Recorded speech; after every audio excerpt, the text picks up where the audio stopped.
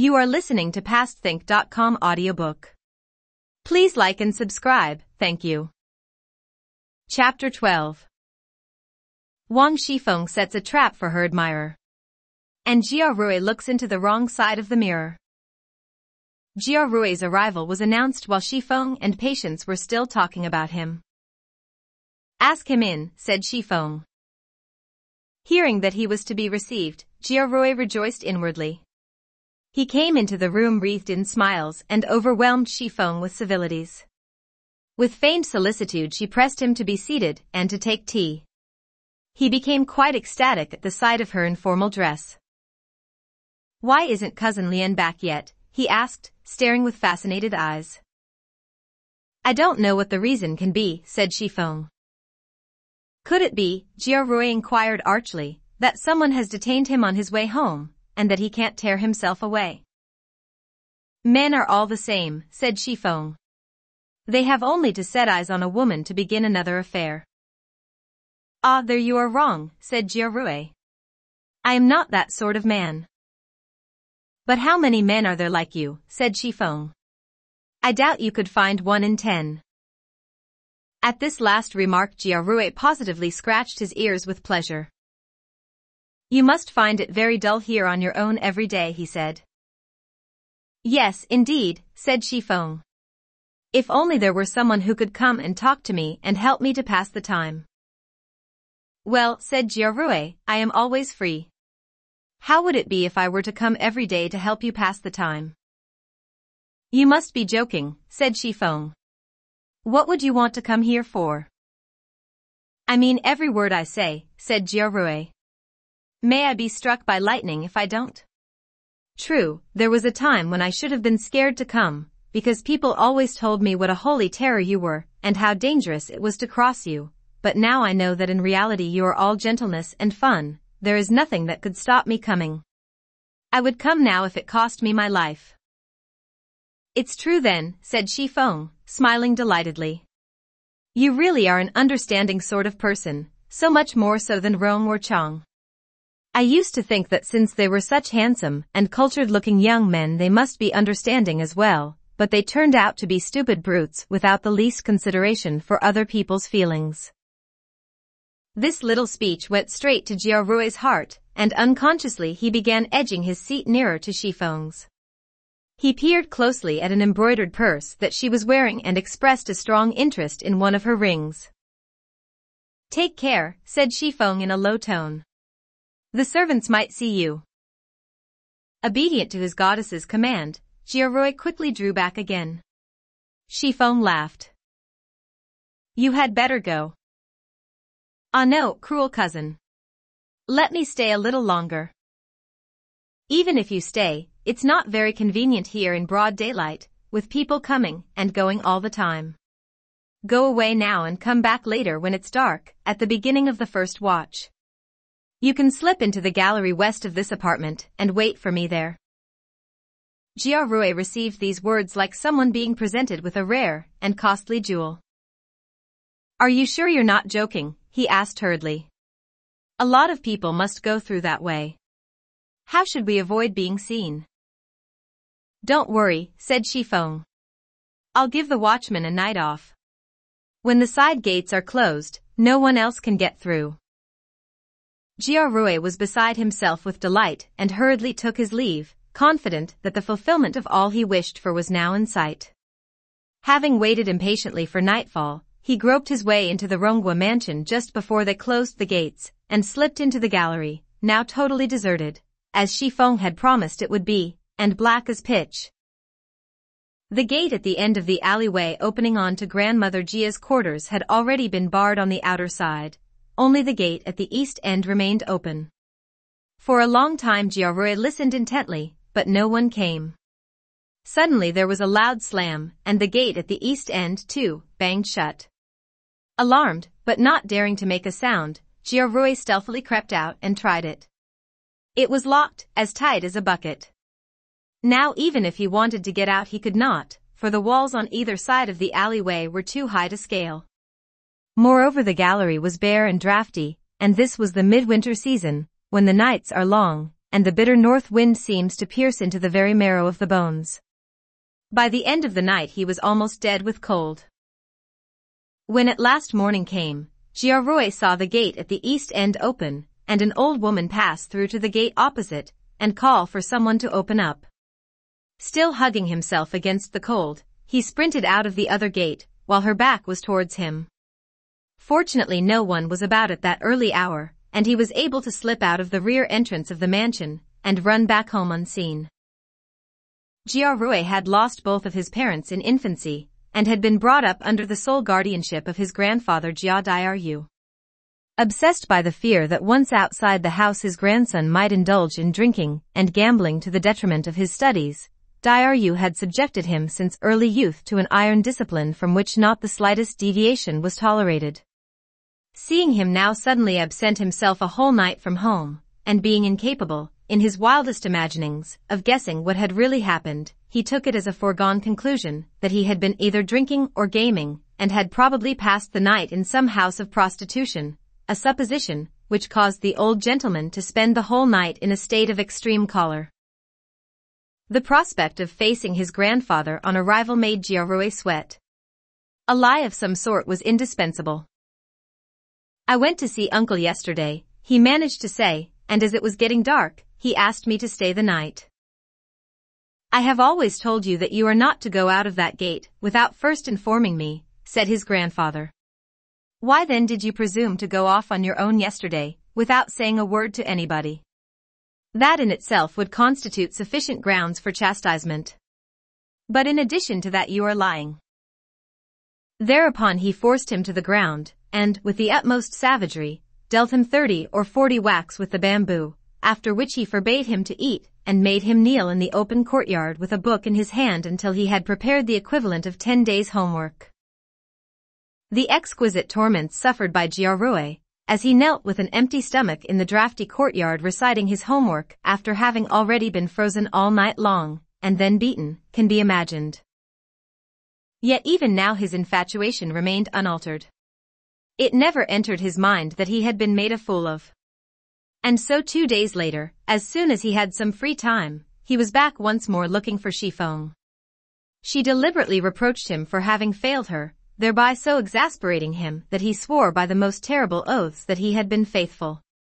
Seeing him hurl himself so willingly into the net, Xifeng decided that a further lesson would be needed to cure him of his folly and proposed another assignation. "Only tonight," she said, "don't wait for me in that place again. Wait in the empty room in the little passageway behind this apartment. But mind you don't run into anybody." "Do you really mean this?" said Jia Rui. "If you don't believe me, don't come." "I'll come. I'll come," said Jia Rui. "Whatever happens, I shall be there. Now I think you had better go." Confident of seeing her again in the evening, Jia Rui went off uncomplainingly, leaving Xifeng time to muster her forces, brief her officers, and prepare the trap in which the luckless man was to be caught. Jia Rui waited for the evening with great impatience. By a stroke of bad luck some relations came on a visit and stayed to supper. It was already lamplight when they left, and Jia Rui then had to wait for his grandfather to settle down for the night before he could scuttle off to the Rome mansion and make his way to the room in the little passageway where Xifeng had told him to go. He waited there for her arrival with the frenzied agitation of an ant on a hot saucepan. Yet, though he waited and waited, not a human shape appeared nor a human sound was heard, and he began to be frightened and a little suspicious. "Surely she won't fail me? Surely I shan't be made to spend another night in the cold." As he was in the midst of these gloomy imaginings, a dark figure glided into the room.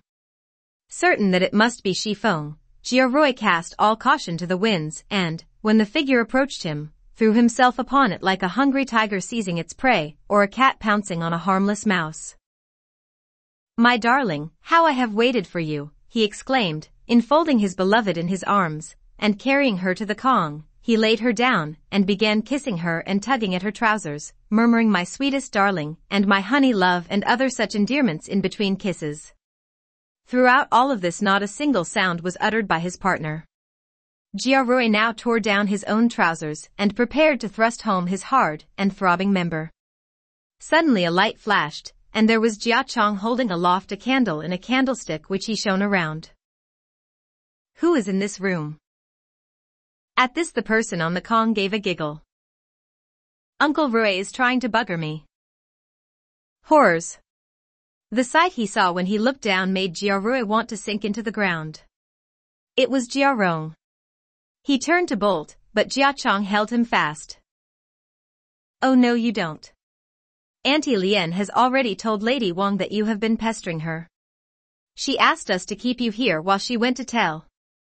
When Lady Wang first heard, she was so angry that she fainted, but now she's come round again, and is asking for you to be brought to her. "Come along, then. Off we go." At these words Jia Rui's soul almost left its seat in his body. "My dear nephew, just tell her that you didn't find me here," he said. "Tomorrow I will reward you handsomely." "I suppose I could let you go easily enough," said Jia Chong. "The question is, how big would this reward be?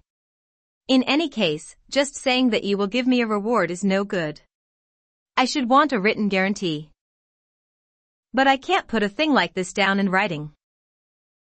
"No problem there," said Jia Chong. "Just say that you've lost money gambling, and have borrowed such and such an amount to cover your losses. That's all you need do." "I could do that, certainly," said Jia Rui. Jia Chong at once disappeared and reappeared only a moment later with paper and a writing brush, which had evidently been made ready in advance. Writing at his dictation, Jia Rui was compelled, in spite of protests, to put down 50 taels of silver as the amount on the IOU. The document, having been duly signed, was at once pocketed by Jia Chong, who then pretended to seek the connivance of Jia Rong. But Jia Rong feigned the most obdurate incorruptibility, and insisted that he would lay the matter next day before a council of the whole clan, and see that justice was done. Jia Rui became quite frantic and kowtowed to him. Finally, under pressure from Jia Chong, and in return for another IOU for 50 taels of silver made out in his favor, he allowed his scruples to be overcome. "You realize, don't you," said Jia Chong, "that I'm going to get into trouble for this? Now let's see." The gate leading to Lady Jia's courtyard was bolted some time ago, and Serging is at the moment in the main reception room looking at some stuff that has just arrived from Nanking, so you can't go through that way. The only way left would be through the back gate. The trouble is, though, that if you leave now, you might run into someone on the way, and then I should get into even worse trouble. You'd better let me scout around a bit first and come for you when the coast is clear. In the meantime you can't hide here, though, because they will shortly be coming in to store the stuff from Nanking here. I'll find somewhere else for you." He took Jia Rui by the arm, and having first blown the candle out, led him into the courtyard, and groped his way round to the underside of the steps which led up to the terrace of the central building. "This hollow under the steps will do. Crouch down there, and don't make a sound. You can go when I come for you." Jia Chong and Jia Rong then went off, leaving him to himself. Jia Rui, by now a mere automaton in the hands of his captors, obediently crouched down beneath the steps, and was just beginning a series of calculations respecting his present financial predicament, when a sudden slosh signaled the discharge of a slop pail's stinking contents immediately above his head, drenching him from top to toe with liquid filth, and causing him to cry out in dismay, but only momentarily, for the excrement covered his face and head, and caused him to close his mouth again in a hurry and crouch silent and shivering in the icy cold. Just then Jia Chong came running up. "Hurry! Hurry! You can go now." At the word of command Jia Rui bounded out of his hole, and sprinted for dear life through the rear gate, and back to his own home. It was now past midnight, and he had to shout for someone to let him in. When the servant who answered the gate saw the state he was in and asked him how it had happened, he had to pretend that he had been out in the darkness to ease himself, and had fallen into the jakes. Then rushing into his own room he stripped off his clothes and washed, his mind running all the time on how Shifeng had tricked him. The thought of her trickery provoked a surge of hatred in his soul, yet even as he hated her, the vision of her loveliness made him long to clasp her to his breast. Torn by these violent and conflicting emotions, he passed the whole night without a single wink of sleep. From that time on, though he longed for Xifeng with unabated passion, he never dared to visit the Ronggua mansion again. Jia Rong and Jia Chong, on the other hand, came frequently to his house to ask for their money, so that he was in constant dread of his grandfather finding out about the IOUs. Unable, even now, to overcome his longing for Xifeng, saddled with a heavy burden of debt, harassed during the daytime by the schoolwork set him by his exacting grandfather, worn out during the nights by the excessive hand-pumping inevitable in an unmarried man of 20 whose mistress was both unattainable and constantly in his thoughts, twice frozen, tormented and forced to flee. What constitution could withstand so many shocks and strains without succumbing in the end to illness? The symptoms of Jia Rui's illness, a palpitation in the heart, a loss of taste in the mouth, a weakness in the hams, a smarting in the eyes, feverishness by night and lassitude by day, albumin in the urine and blood flecks in the phlegm, had all manifested themselves within less than a year. By that time they had produced a complete breakdown and driven him to his bed, where he lay, with eyes tight shut, babbling deliriously and inspiring terror in all who saw him. Physicians were called in to treat him, and some bushels of cinnamon bark, autumn root, turtle shell, black leek and Solomon's seal must at one time and another have been infused and taken without the least observable effect. Winter went and spring came and Jia Rui's sickness grew even worse. His grandfather Diaryu was in despair. Medical advice from every quarter had been taken, and none of it had proved effective. The most recent advice was that the patient should be given a pure decoction of ginseng, without admixture of other ingredients. So costly a remedy was far beyond Diaryu's resources, and he was obliged to go to the Ronggua mansion to beg. Lady Wang ordered Wang Xifeng to weigh out 2 ounces for him from their own supplies. The other day when we were making up a new lot of pills for grandmother, said Xifeng, you told me to keep any of the remaining whole roots for a medicine you were sending to General Yang's wife. I sent her the medicine yesterday, so I am afraid we haven't any left.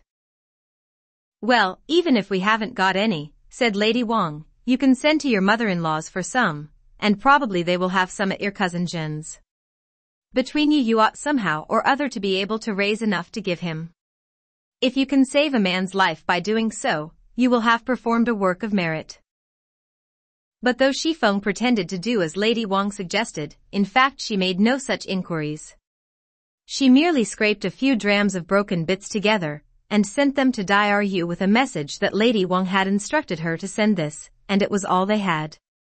To Lady Wang, however, she reported that she had asked the others and altogether obtained more than 2 ounces of ginseng which she had sent to Diaryu.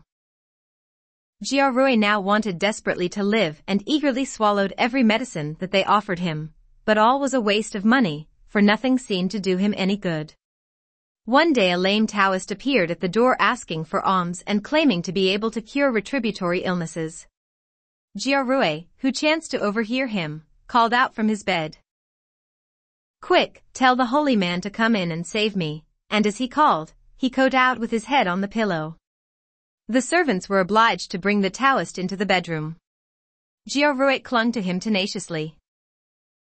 Holy One, save me, he cried out again and again. The Taoist sighed. No medicine will cure your sickness. However, I have a precious thing here that I can lend you which, if you will look at it every day, can be guaranteed to save your life.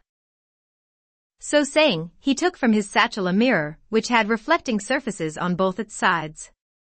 The words "a mirror for the romantic" were inscribed on the back. He handed it to Jia Rui. This object comes from the Hall of Emptiness in the Land of Illusion. It was fashioned by the fairy Disenchantment as an antidote to the ill effects of impure mental activity. It has life-giving and restorative properties, and has been brought into the world for the contemplation of those intelligent and handsome young gentlemen whose hearts are too susceptible to the charms of beauty. I lend it to you on one important condition: you must only look into the back of the mirror. Never, never under any circumstances look into the front. 3 days hence I shall come again to reclaim it, by which time I guarantee that your illness will have gone. With that he left, at a surprising speed, ignoring the earnest entreaties of those present that he should stay longer. This is intriguing, Jia Rui thought to himself when the Taoist gave him the mirror. Let me try looking into it, as he says, and holding it up to his face he looked into the back as instructed, and saw a grinning skull, which he covered up hastily with a curse. Silly old fool, to scare me like that. But let me see what happens when I look into the other side. He turned the mirror round and looked, and there inside was Xifeng beckoning to him to enter, and his ravished soul floated into the mirror after her. There they performed the act of love together, after which she saw him out again. But when he found himself once more back in his bed he stared and cried out in horror, for the mirror, of its own accord, had turned itself round in his hand, and the same grinning skull faced him that he had seen before. He could feel the sweat trickling all over his body, and lower down in the bed a little pool of semen that he had just ejaculated. Yet still he was not satisfied, and turned the face of the mirror once more towards him. Xifeng was there beckoning to him again and calling, and again he went in after her. He did this 3 or 4 times. But the last time, just as he was going to return from the mirror, 2 figures approached him holding iron chains which they fastened round him, and by which they proceeded to drag him away. He cried out as they dragged him. Wait. Let me take the mirror with me. Those were the last words he ever uttered. To those who stood around the bed and watched him, while this was happening he appeared first to be holding up the mirror, and looking into it, then to let it drop, then to open his eyes in a ghastly stare, and pick it up again, then, as it once more fell from his grasp, he finally ceased to move. When they examined him more closely they found that his breathing had already stopped, and that underneath his body there was a large, wet, icy patch of recently ejaculated semen. At once they lifted him from the bed and busied themselves with the laying out, while old Jia Rui and his wife abandoned themselves to a paroxysm of grief. They cursed the Taoist for a necromancer, and ordered the servants to heap up a fire, and cast the mirror upon the flames. But just at that moment a voice was heard in the air saying, "Who told him to look in the front? It is you who are to blame, for confusing the unreal with the real. Why then should you burn my mirror?"